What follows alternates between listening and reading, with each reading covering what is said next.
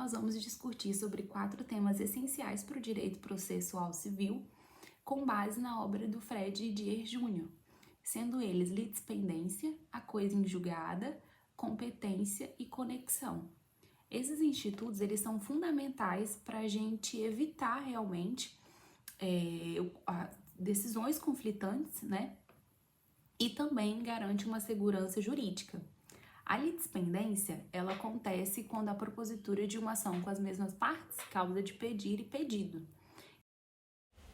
No artigo 337 do CPC de 2015, quanto à litispendência, ele aborda que incumbe ao réu, antes de discutir o mérito, alegar, nos seus incisos 4, litispendência, como também no parágrafo 1º, verifique-se a litispendência ou a coisa em julgada quando se reproduz a ação anteriormente ajuizada. Parágrafo 2º. Uma ação é idêntica à outra quando possui as mesmas partes, a mesma causa de pedir e o mesmo pedido.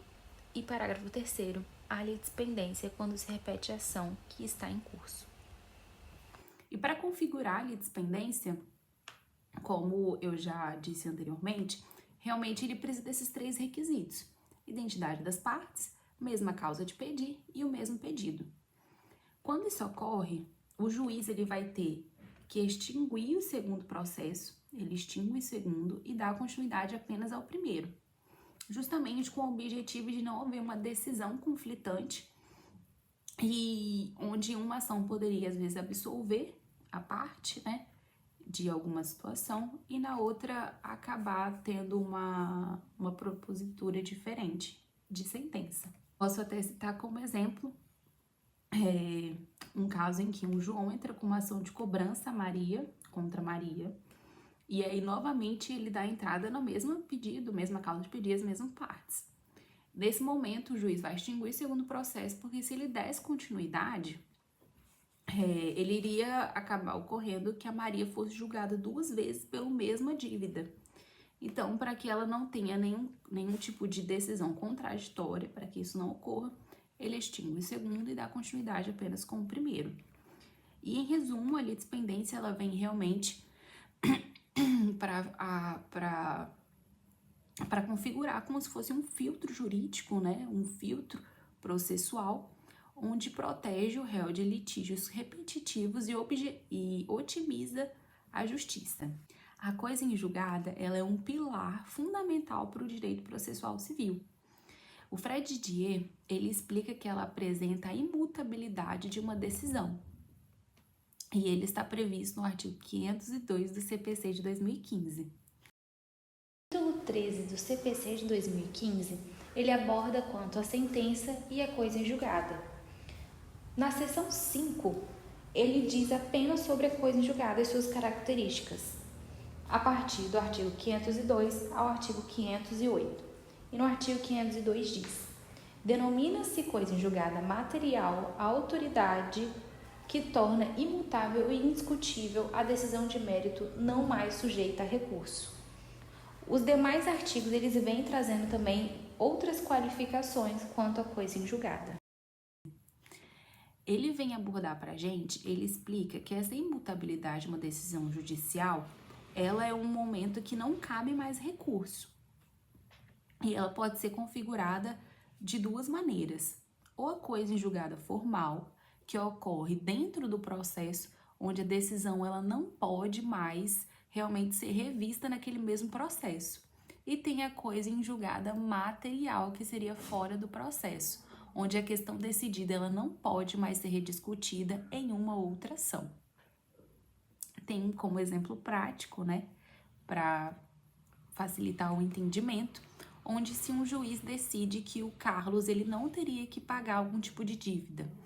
E aí, nesse momento, a Ana, que seria a outra parte, a pessoa que deu entrada com a ação, ela já teria sentença transitada em julgada e a Ana decide, né, gostaria de dar entrada novamente para ter uma sentença favorável a ela, para realmente proferir a sentença onde ele pagaria essa dívida. Nesse momento, a coisa em julgada material, ela é bloqueada dessa tentativa, uma vez que a gente precisa pensar que se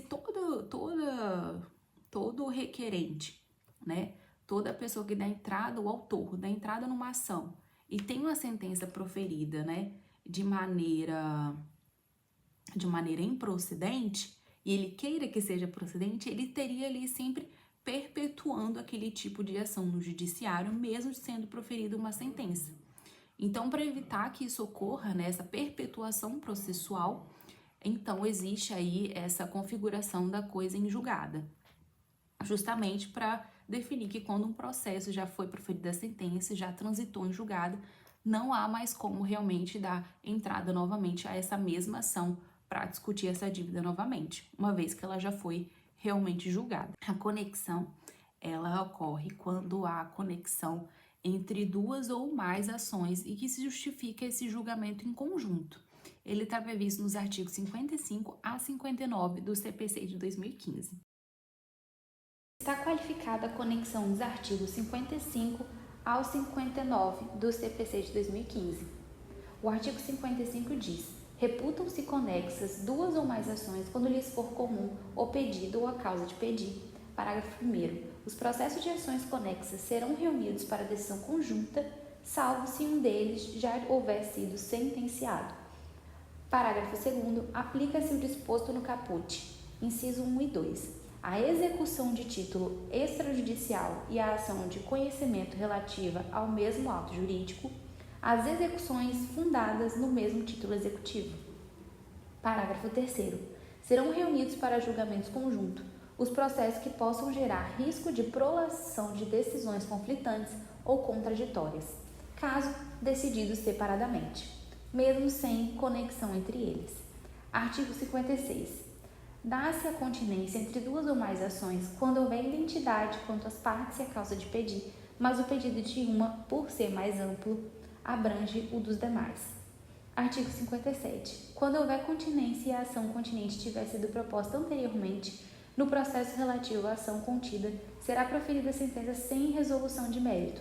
Caso contrário, as ações serão necessariamente reunidas.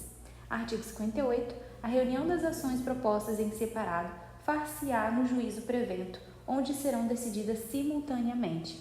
E artigo 59. O registro ou distribuição da petição inicial torna prevento o juízo.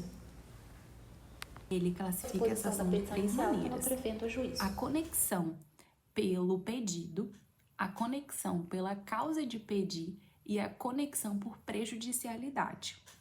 A primeira, que seria pelo pedido, acontece quando as ações têm pedidos complementares. E aí, vamos supor que ocorre um acidente e eu quero discutir indenização e também a reavaliação do meu seguro. Então, como eles são complementares, eu consigo discutir na mesma ação. Tem também a conexão pela causa de pedir. E aí, nesse momento, seria pelo fato de ter o mesmo fato gerador. Então, acontece um acidente onde eu e outra parte acabamos prejudicadas por um mesmo motorista. Então, há a conexão da minha ação e da ação da outra acidentada em cima do mesmo motorista. Então, seria uma ação em conjunto, a conexão desse momento, desse processo. E tem também a conexão por prejudicialidade, e ela ocorre quando uma ação depende do resultado da outra. A conexão, a gente observa então que ela vem justamente para poder economizar o tempo do judiciário e evitar decisões conflitantes e realmente garantir, né, uma coerência dessas decisões. Imagine que dois juízes estão analisando o mesmo acidente e um condena o réu e o outro absolve. Então, justamente para evitar esse tipo de conflitos nessas decisões, essas sentenças, a conexão realmente ajuda muito a otimizar o tempo do judiciário. No CPC de 2015, título 3 da competência interna, capítulo 1 da competência, ele discute apenas qualificações quanto à competência. Ele discorre do artigo 42 ao artigo 53. O artigo 42 diz: as causas cíveis serão processadas e decididas pelo juiz nos limites de sua competência, ressalvando às partes o direito de instituir juízo arbitral na forma da lei. Artigo 43.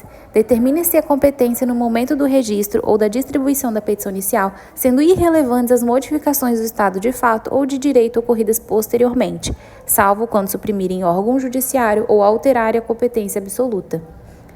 Artigo 44. Obedecidos os limites estabelecidos pela Constituição Federal, a competência é determinada pelas normas previstas neste Código ou em legislação especial, pelas normas de organização judiciária e ainda no que couber pelas constituições dos estados. Qual o juízo e qual tribunal que vai julgar uma determinada ação? E aí, nesse momento, o Fred Didier, ele destaca que tem duas formas, duas subdivisões. Seriam a absoluta, né, a que é indeclinável, e também tem a relativa, que ela pode ser alterada. E aí, nesse momento da competência, nós temos duas configurações que o Didier relata para nós, que seria a absoluta, que é indeclinável. Temos como exemplo algum tipo de processo que seria julgado federal, e aí só a Justiça Federal mesmo pode estar julgando. E nós temos também a outra, que seria a relativa, que ela pode ser alterada. E temos como exemplo uma ação de divórcio, onde uma parte poderia residir em um estado e a outra na outra. E aí nós temos dois tribunais aí, né, tanto da residência do réu quanto da residência do quem seria o autor, que poderia estar dando entrada. Os critérios para poder qualificar qual seria esse tribunal, a gente tem como o critério da matéria, né, que seria família, trabalhista, realmente depende do que está sendo discutido. Temos também o critério do valor da causa, porque dependendo do valor, ele pode ser julgado pelo juizado especial, né, causas menores, de menores valores. E temos também o critério do território, o local onde o fato aconteceu ou o domicílio das partes. Um erro na qualificação dessa competência, ela pode anular um processo todo, o processo por completo. Então, é fundamental quando o advogado vai fazer a propositura de uma ação, ele fazer da maneira correta esse endereçamento.